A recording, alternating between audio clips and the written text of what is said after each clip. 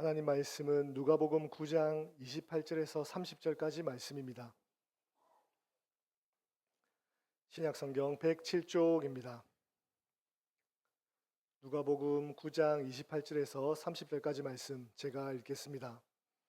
이 말씀을 하신 후 8일쯤 되어 예수께서 베드로와 요한과 야고보를 데리고 기도하시러 산에 올라가사 기도하실 때에 용모가 변화되고 그 옷이 휘어져 광채가 나더라. 문득 두 사람이 예수와 함께 말하니 이는 모세와 엘리야라. 아멘. 담임 목사님 나오셔서 말씀 선포하시겠습니다. 오늘은 교회력으로 예수님 산상변모 주일입니다.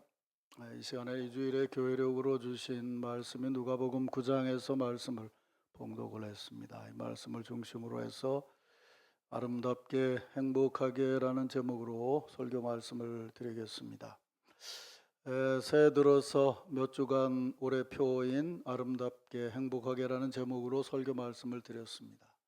새해 사역을 시작하면서 올해 우리의 신앙의 자리를 분명히 분별하고 마음에 새기라는 그런 마음으로 같은 제목으로 계속해서 설교 말씀을 드렸습니다. 이제 다음 주일부터는 사순절 절기가 시작됩니다. 그래서 오늘까지만 이 제목으로 설교 말씀을 드리는데, 오늘 설교가 신앙적인 의미로 보면 아름답게 행복하게 신앙생활함의 절정이 무엇인가를 보여주는 그런 하나님의 말씀이 될 것입니다. 산상변모주일은 아시는 대로 예수님께서 한날 산에 오르셔서 그 모습이 놀랍게 변하셨던 것을 기억하고 기념하며 예배를 드리는 주일입니다. 공생의 마지막 즈음 한날 예수님께서 산에 오르셔서 그 모습이 변화되고 그 옷이 휘어져서 광채가 나며 세상에서는 볼 수 없는 아름다운 모습으로 변모하셨습니다. 그리고 그 자리에 모세와 엘리야도 같은 모습으로 임하여서 함께 하나님 나라 사역을 위한 대화를 나누셨습니다. 이는 주께서 다시 오셔서 이루실 영원한 하나님 나라를 또 온전히 아름답고 행복하게 주님과 함께하는 신앙생활이 무엇임을 미리 분명하게 보여주신 것입니다. 우리는 이런 완성의 비전과 예표를 보면서 이 땅을 살아가는 동안 아름답게 행복하게 주의 사역에 임하여야 할 것입니다. 사랑하는 성도 여러분, 오늘 아침 아름답게 행복하게라는 제목으로 설교 말씀을 드리며 임재하신 주님과 함께 여러분을 진심으로 축복합니다. 주께서 다시 오셔서 이루실 우리를 영원히 아름답게 영원히 행복하게 하실 그 하나님 나라를 비전으로 보면서 2025년 새봄 사역을 아름답게 행복하게 시작하시기를 바랍니다. 이런 은혜와 축복이 우리 남천 교회 공동체 안에 충만하기를 주의 이름으로 축원합니다. 이제 이런 비전과 축복을 마음에 담고 오늘 주신 말씀을 조금 자세히 보면서 새봄 사역에 임하는 우리에게 주시는 하나님의 말씀을 듣겠습니다. 그날 산에서 있었던 일을 오늘 본문은 이렇게 기록하고 있습니다. 오늘 읽은 28절 29절을 보면 이 말씀을 하신 후 8일쯤 되어 예수께서 베드로와 요한과 야고보를 데리고 기도하시러 산에 올라가사 기도하실 때에 용모가 변화되고 그 옷이 휘어져 광채가 나더라 라고 기록하고 있습니다. 이 설명에 담겨져 있는 상황과 그 의미를 먼저 생각하려면 첫 번째, 누가가 이 사건이 일어날 때를 기록한 대목입니다.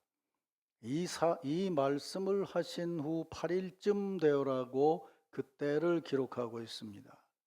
이 말씀을 하신 후 8일쯤 되었다라고 하니 8일 전에 하신 말씀이 무엇인가를 앞으로 넘겨서 찾아보면 22절 이하에 인자가 많은 고난을 받고 장로들과 대제사장들과 서기관들에게 버림받아 죽임을 당하고 제3일에 살아나야 하리라 하고 순환과 죽으심과 부활을 예고하셨습니다.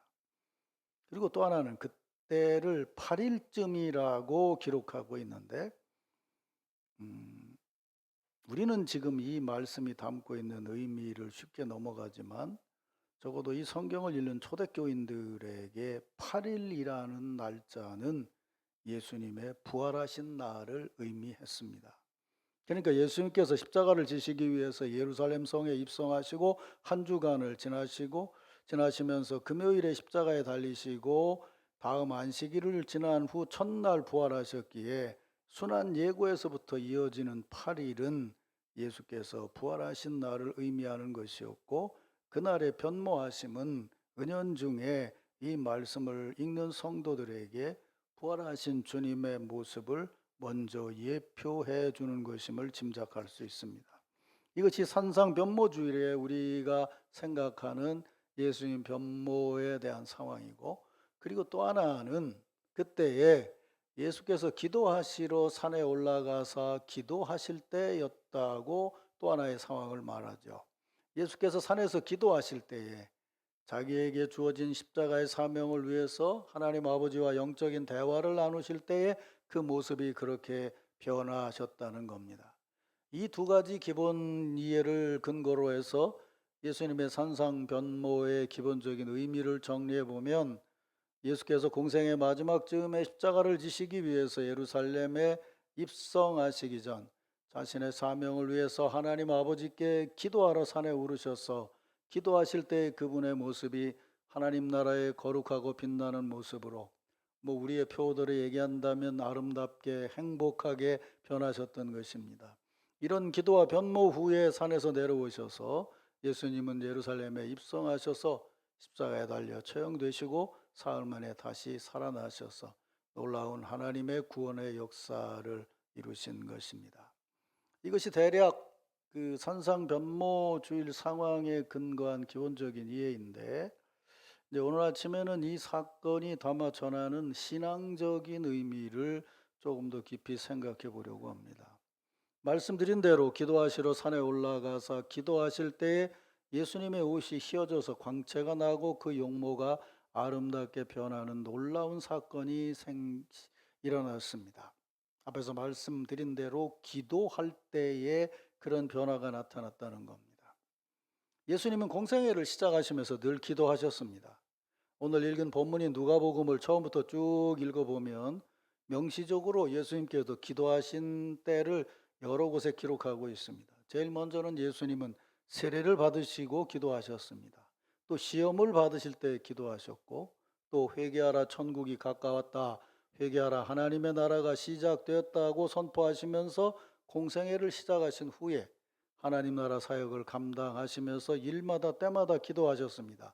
그런데 그런 기도의 자리에서는 어디도 예수님께서 변모하셨다는 기록이 없습니다. 유독 그 산에서 기도하실 때만 그렇게 변하셨다고 기록하셨습니다. 왜 다른 곳에서 기도하실 때는 그렇게 변하지 않으셨는데 유독 그 산에 올라가셨을 때에 변하셨을까? 그곳에서 기도하심이 다른 곳에서의 기도하심과 무엇이 달라서 그렇게 그 산에서 기도하실 때만 변하셨을까? 그럼 그 의미는 무엇인가? 그래서 옛날에 성경을 이렇게 평평하게 읽을 때는, 우리가 어렸을 때는, 그래, 예수님은 다른 데서 기도할 때는 안 변하고 산에 올라가서 기도하실 때 변했다. 그래갖고 열심히 있는 신자들이 산에 가서 막 일주일을 기도하고 내려와서 내 얼굴 변했냐? 이러고 물어보고 뭐 그랬어요. 또 뭐 산에 올라가서 기도하면 변한다고 그래서 또 유명한 부흥 강사들은 또 하얀색 양복을 입고 또 막 백구두를 신고 이러고 강단에 서서 자신이 변한 것처럼 보여주려고 애를 썼어요. 과연 그런 것인가? 왜 거기서만 변화하셨는가? 또 하나의 질문. 그렇다면 거기 말고 다른 때 기도하실 때는 변모한 것이 아니었는가? 이런 물음을 안고 오늘 우리는 이 말씀을 읽어보게 돼요.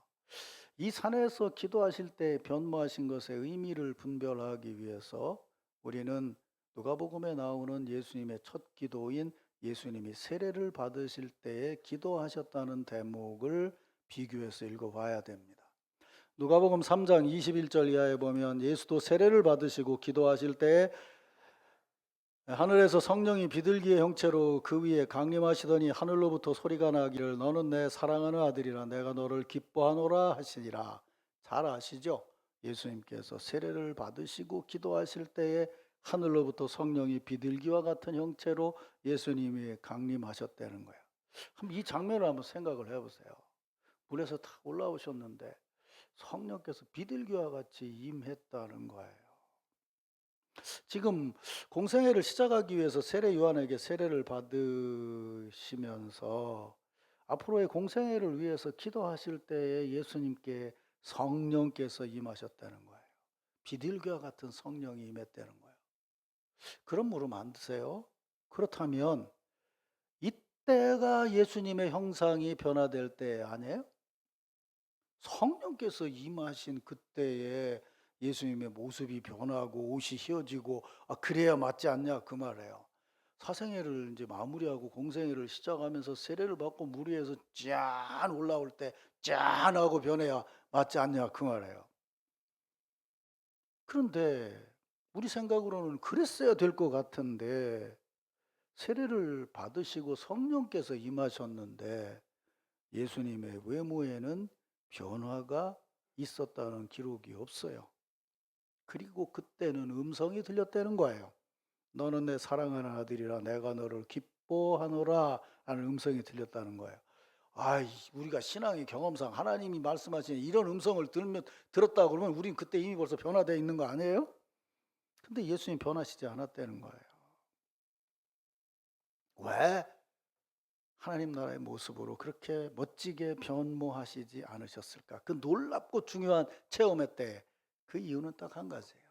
예수님은 하나님의 나라 사역을 하늘이나 산에서 감당하시려고 간 것이 아니고 세상에 오셔서 이 땅에서 하나님 나라 사역을 시작하려고 하셨기 때문이에요. 무슨 말씀인가 하면 이 대목을 우리가 잘 이해해야 되는데 지금 예수님께서 세례를 받으실 때 우리는 예수님 중심으로 세례를 받았다고 기록된 것을 읽고 있지만 정확히 말하면 세례 요한이 요단강에서 하나님 나라 사역을 위해서 성령의 감동을 받고 은혜를 받고 하나님의 지시하심을 따라서 지금 회개하라고 선포하면서 세례를 베풀고 있었어요. 400년간 끊어졌던 신앙의 말씀의 전통을 지금 광야에서 다시 이으면서 강력하게 하나님 나라를 선포하고 일하고 있는 일꾼은 누군가 하면 세례 요한이었어요. 수많은 사람들이 요단강가에 나와서 그에게 회개하고 세례를 받았어요. 그러니까 지금 그 자리에서 하나님 나라 사역의 중심은 세례 요한이었다는 거예요. 지금 하나님 나라 사역을 감당하고 있는 세례 요한이었어요. 그에게 세례를 받은 이후에 예수님은 하나님 나라 사역을 시작하고 있었던 거예요.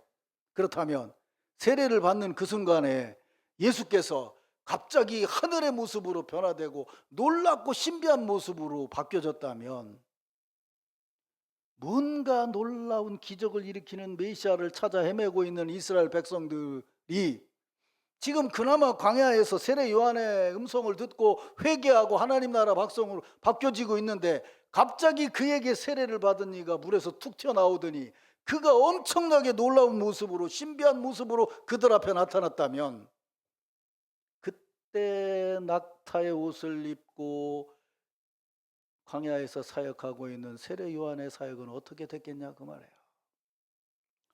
요즘 사람들만 롯데백화점 갔다가 신세계 생기면 신세계로 옮기는 게 아니에요. 그때 사람들도 여기가 그럴듯하다고 하다가 여기가 나오면 여기로 옮겨갈 수 있었다는 거예요.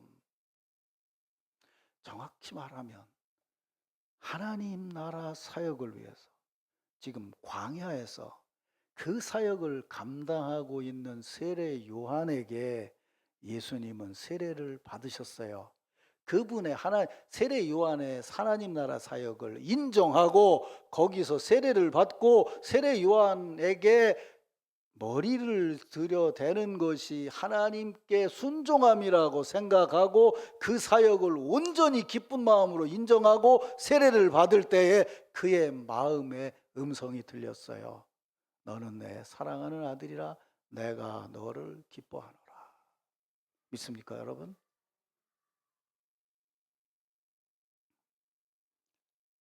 여러분이 생각하기에 세례 요한의 사역은 하나님이 기뻐하시는 게 아니었을까요? 세례 요한은 하나님이 기뻐하시는 하나님의 자녀가 아니었을까요? 아니에요. 예수님보다 먼저 그는 하나님이 기뻐하시는 백성 중에 하나고 하나님이 원하시는 일을 감당하고 있었어요. 그 사역을 인정하시는 현장에서 세례를 받을 때에 그와 더불어 예수님은 하나님의 영광을 보게 되었고, 그와 더불어 그의 마음이 편안해졌고 사랑으로 넘쳤어요. 하늘 보좌를 버리시고 이 땅에 오신 예수님은 그렇게 세례 요한의 사역에 자신을 동참시키면서 진정한 기쁨과 은혜로 동참하면서 그의 사역을 시작하셨어요. 여기서 우리가 봐야 되는 것이 뭐예요? 그렇게 시작된 하나님 나라 사역을 인정함이 예수님에게 나타난 첫 번째 변모였고, 그 변모는 자신이 외적으로 변화되는 것이 아니고 그날 이후로 본인은 하나님이 기뻐하신다는 그 은혜의 마음을 가지고 누군가를 만날 때마다 그들이 변모되는 역사가 나타났어요. 믿습니까, 여러분? 사랑하는 성도 여러분, 예수님 산상 변모주의를 맞으면서 제가 여러분들에게 부탁드리고 싶은 것이 그거예요. 오늘의 시대는요, 정말 의리도 없고 순서도 없고 질서도 없어요. 금방 이렇게 했다 안 되면 다른 것이 툭 튀어나와서 내가 최고라고 얘기를 해요. 또 이거 좀 안 될 것 같으면 금방 돌아서요. 아마 얼마 안 있으면 그런 현상을 우리는 보게 될 거예요. 또 예수님 그러지 않으셨어요. 우리가 평가했을 때 한 분 하나님 아들이고 한 분 하나님이 보낸 사역자였지만, 하나님 나라 일을 감당할 그 시점에는 그는 일하는 사람이었고 나는 시작하는 사람이었어요. 일한 사람의 뒤를 이어서 시작할 수 있어야 된다는 거예요. 그랬더니 하나님께서 더 큰 위대한 역사를 이루셨다는 거죠. 공연히 나 혼자 산에 올라가서 멋진 것을 보여줄 수 있고, 남이 안 한 모습을 내가 보여줄 수 있고, 남이 안 한 말을 내가 할 수 있고, 그리고 나보다 앞에 있었던 것은 다 가짜고, 지금 얘기하는 이단의 교주들의 말이 전부 그거예요. 그거에 가스라이팅을 당하잖아요, 사람들이. 이게 진짜라고요. 예수님은 하늘 보좌를 버리시고 베들레헴에 태어나셨어요. 믿습니까, 여러분? 동방 박사들이 본 예수님의 모습이 천사 같았을까요? 아니에요. 베들레헴 말구에 누워있는 시골 어린 엄마가 낳은 어린 아이에 불과했어요. 그러나 그들은 믿음의 안목으로, 그들이 가지고 있는 신앙으로 이 아이가 하나님의 역사를 이루실 자라는 걸 믿고 자신들이 준비한 예물을 드렸어요. 그 순간에 이렇게 판단하지 않았어요. 나는 왕을 보러 왔는데 이건 무슨 베들레헴의 냄새나는 여기다 이걸 드리는 게 순 낭비 아니냐라고 그렇게 판단하지 않았어요. 그래서 예수를, 우리 말처럼 하나님을 믿는 사람도 아니고 예수를 믿는 사람도 아니지만 마태복음에 제일 처음에 동방박사의 이야기가 나오는 거예요. 사랑하는 성도 여러분, 세범 사역을 시작하면서 긴 겨울을 지나는 동안, 지난해 한 해 사역을 돌아보며 기도하는 동안 우리 교회 사역을 위해서 먼저 일했던 분들이나 함께 일했던 분의 신앙의 역사를 절대로 무시하지 마시길 바랍니다. 그걸 인정하고 거기서부터 시작하는 속에서 하나님께서는 새로운 역사를 시작하게 하시고 그것이 바로 변모가 될 거예요. 내가 뭐 허옇게 변하고 내가 뭐 빛이 나는 걸로 변하는 것이 아니고, 이 땅을 살아가는 동안 내가 주님의 말씀에 순종했더니 나를 통해서 하나님께서 다른 사람을 변화시켜 나가시더라. 믿습니까, 여러분? 이것이 산상 변모주일에 우리가 깨달아야 될 첫 번째의 변모의 모습이에요. 그럼 이제 이어서 산상 변모 사건을 보죠. 앞에서 말씀드린 대로 누가복음 어디도 이렇게 변했다는 기록이 없어요. 근데 오늘 본문에만 아까 읽은 대로 이 말씀을 하신 후에 8일쯤 되어 예수께서 베드로와 요한과 야고보를 데리고 기도하시러 산에 올라가사 기도하실 때에 용모가 변화되고 그 옷이 휘어져 광채가 나더라. 그런데 누가는 이 사건을 여기까지만 기록하지 않고 바로 이어서 또 한 가지 사건을 얘기를 해요. 사실은 같은 사건이죠. 그때 예수님과 함께한 분들이 있었는데 30절 31절에 보면 문득 두 사람이 예수와 함께 말하니 이는 모세와 엘리야라 영광 중에 나타나서라고 합니다. 모세와 엘리야가 영광 중에 나타나서 예수님과 함께 대화를 나누었다는 거예요. 그때 예수님도 영광스러운 모습으로 변하여 있었다는 겁니다. 자, 누가는 29절부터 예수께서 기도하실 때 그의 용모가 변화되었다 그러고 30절 이하에서 문득, 언제인지 모르지만 모세와 엘리야도 거기 나타나서 같은 영광스러운 모습으로 예수님과 대화를 나눴다고 기록하고 있습니다. 누가는 이렇게 기록하고 있지만 이 얘기를 전달한 그 현장에 있었던 제자들이 본 것은 예수님이 기도하다가 영광스럽게 변화된 것이 아니었어요. 왜? 졸았으니까. 계속 졸다가 뭘 봤냐면 모세와 엘리야와 예수님이 영광스럽게 변화돼서 대화하는 모습만 봤어요. 그게 제자들이 본 것의 전부예요.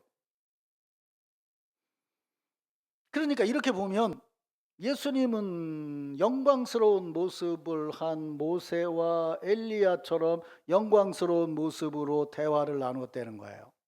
우리는 이제 후에 부활하신 후에 얘기를 하니까 예수님이 영광스러운 분이고 그보다 못한 모세가 있고 엘리야가 있다라고 생각을 하지만 그 당시 유대인들의 신앙으로 말하면 예수님은 지금 현장에서 일하고 있는 30대 젊은이고 모세와 엘리야는 이미 사역을 마치고 영광스러운 자리에 올라가신 분들이에요. 아시잖아요. 모세는 여러분 아는 대로 이스라엘 백성들을 이끌어서 가나안 땅에 이끌어왔고 하나님의 산에서 하나님의 말씀을 받고 그 말씀을 받을 때 그 모습이 놀랍게 변화된 것을 보여줬던 지도자예요. 그 사역을 마치고 120세에 하나님의 품으로 올라갔어요. 영광스러운 자리로 올라갔어요. 엘리야는 더 극적이죠. 850대 1의 싸움에서 이긴 다음에 그는 우리가 어렸을 때 부른 찬송가처럼 주의 선지 엘리야 병거 타고 하늘에 올라가신 일을 기억하냐. 우리 어렸을 때 주일학교 때 맨날 그것만 불렀어요. 요즘 아이들은 그런 노래 안 불러. 살아서 병거를 타고 올라갔다는 거예요. 그러면 그 당시 제자들의 안목으로 봤을 때 여러분 잘 생각하셔야 돼. 그 당시 제자들의 안목으로 봤을 때는 예수님이 변모하시니까 엘리야와 모세가 와서 변했다고 봤을까요? 모세와 엘리야가 내려와서 그와 함께 하니까 예수님이 변했다고 봤을까요? 그러니까 무슨 말이냐면 예수님이 변모되신 후에 두 사람이 왔을까요? 두 사람이 와서 함께 할 때 예수님이 변했을까요? 이게 뭐 이렇게 어려운 문제라고 대답을 하는데 예수님은 인간의 몸을 입고 이 땅에 오셔서 기도하셨던 분이죠. 예수님이 그 산에 변모하려고 올라가셨어요? 기도하려고 올라가셨어요? 기도하시던 중에 변화된 거죠. 기도라는 건 교제죠. 이게 너무 우리가 예수 그리스도 단 한 분 중심적으로 신앙을 이해해서 문제가 생기는데 예수님 사역이 시작할 때 틀림없이 삼위일체가 있었단 말이에요. 보세요. 예수님이 올라오시고 하나님의 음성이 들리고 성령이 임하셨으면 삼위일체 하나님의 교제로 사역을 시작하셨죠. 기도는 삼위일체 사역의 교제라고요. 그 산에 올라가셔서 기도하실 때 예수님은 혼자 기도하신 것이 아니에요. 사실은 하나님 아버지가 기도를 들으시고 성령께서 감동하신 거예요. 요 삼위일체의 교제가 온전한 교제가 이제부터 신학적인 얘기니까 잘 들으셔야 돼요. 요 교제가 온전한 교제가 되니까 그 교제가 인간적인 땅의 교제가 되기 전에 중간에 또 다른 교제가 있었다는 거예요. 그게 뭐냐 하면 예수님과 영광 중에 변화된 두 사람이 함께함으로 땅에 산 사람들이지만 하늘의 교제를 나누는 교제가 있었다는 거예요. 이 교제가 다음에 내려왔을 때 뭐가 돼야 되냐면 베드로와 야고보와 요한이 함께 교제를 나누고 있었어야 되는 거예요. 그게 삼위일체 하나님의 현실적인 역사예요. 근데 두 번째까지는 됐어요. 세 번째는 뭐가 됐어요? 셋이서 졸았어. 졸다가 깨서 영광스러운 것만 봤어요. 그리고 하는 말이 뭐예요? 초막을 짓겠다는 거예요. 여기다 초막 짓겠다는 거예요. 이거 뭐 어렵게 생각하지 마요. 산 위에 있는 초당 정자 생각하면 돼요. 불교 여기다 세 분 모시고 여기서 우리 그냥 때 되면 와서 뭐 빌고 하겠습니다라고 하는 미신 섬기는 거나 똑같은 거예요. 근데 초막이라는 것은 신약 성경으로 넘어오게 되면 교회예요. 거기다가 그분들을 모시는 초막을 줘야 되는 것이 아니고 성령의 감동으로 그들이 내려와서 셋이 은혜의 교제를, 삼위일체 하나님이 임재하신 자리에서 셋이 교제를 나누는 진정한 교제의 자리가 됐을 때 그것이 진정한 초막이 되는 거죠. 믿습니까, 여러분? 제가 지금 말씀드리려고 하는 것은 뭐냐 하면, 앞에서 말씀드린 건 혼자 자신을 세우려고 애쓰는 것이 바른 산상변모의 신앙이 아니라는 것과 더불어 그 산에서 일어났던 것은 한 사람의 역사가 아니고 삼위일체 하나님의 교제의 역사였다는 거예요. 그 교제의 아름다움이었다는 거예요. 교회는 한 사람이 화장 이쁘게 해서 아름다워지는 곳이 아니에요. 교회는 한 사람이 잘생겼다고 그래서 아름다워지는 곳이 아니에요. 한 사람이 잘됐다고 해서 행복한 것이 아니에요. 그 기쁨을 서로 나누고 그 어려움을 서로 나누면서 삼위일체 하나님의 존재하심이 진정한 교제인 것처럼, 기도하는 자리에 영적인 아름다운 교제가 그들을 변모시켰던 것처럼, 세 명의 제자들이 성령의 감동으로 함께 기도할 때에 땅에 내려와서 진정한 하나님 나라 사역을 이루어갈 수 있어야 그것이 진정한 산상변모의 체험인 것이에요. 믿습니까, 여러분? 우리가 신앙 사역을 감당하면서 이제 세범 사역을 시작하면서 다시 한번 여러분들에게 말씀드리는 것이 그거예요. 오늘 3월 첫 주일이라서 성찬 예식을 갖고 세범 사역을 시작합니다. 원래 3월 첫 주일은 성청주일로 예배를 드렸는데 그런 이제 전통적인 입장에서 했어요. 그러니까 뭐 그 동네에서 태어나서 그 동네에서 고등학교 나오고 그 동네에서 대학 가고 그러면 그냥 3월 1일 날 성청주일 예배를 드리면 돼요. 근데 우리만 해도 벌써 2월 마지막 주가 되기 전에 다 객지에 학교 다니는 애들은 나가게 돼요. 그래서 우리 교회는 청년의 헌신 예배를 2월 달로 앞당긴 이유가 그거예요. 그래서 사실은 우리 성청주일을 이미 2월 달 중에 진행을 했어요. 그러나 의미상으로 성청주일이라고 한다면 젊은이 같은 신앙을 가지고 새롭게 우리가 세범사역을 시작해야 된다는 의미죠. 세범사역을 시작함에 여러분들이 분명히 마음속에 기억해야 되는 것은 이 땅에서 어렵고 힘든 세상을 살아가고 있지만 우리가 하나님 나라, 적어도 산상에서 변모하신 예수님의 모습을 비전으로 삼고 이 땅에 살아간다면 아무리 힘들고 어려워도 우리의 신앙의 교제와 교회의 삶은 아름답고 행복하다는 것을 믿어야 돼요. 믿습니까, 여러분? 그거예요. 그것은 한두 사람이 자기 자신의 뭐 똑똑한 것, 잘난 것, 많이 가진 것, 이거 드러내는 것 속에서 드러나는 아름다움이 아니고, 모두가 함께 기도하고 모두가 함께 교제하고 진정으로 나보다 남을 소중하게 여기고, 오늘 아까 우리 찬양대 내가 아까 그랬잖아요. 감동 사라지기 전에 빨리 하자고. 정말 사랑으로 서로 감싸면서 세범 사역을 시작할 수 있어야 우리는 이 세범에 더 아름다운 신앙의 사역을 이루어갈 수 있을 것입니다. 나 자신의 드러남, 내 감정의 드러남, 또 거기서부터 시작되는 내 안목으로 보는 아름다움과 행복함은 오래가지 못해요. 하나님의 말씀을 듣고 그 비전을 보면서 겸손히 앞에 가는 사람을 따라가고 뒤에 오는 사람을 이끌어가는 그런 신앙의 교제가 아름답게 천천히 이어져 갈 때 그 교제 속에서 진정으로 변화되는 것을 보게 되고, 그분이 다시 오시는 날 우리의 교제는 산상의 변모처럼 아름다운 교제로 변화될 수 있을 거예요. 이런 은혜와 축복이 여러분 모두에게 함께하기를 주의 이름으로 축원합니다.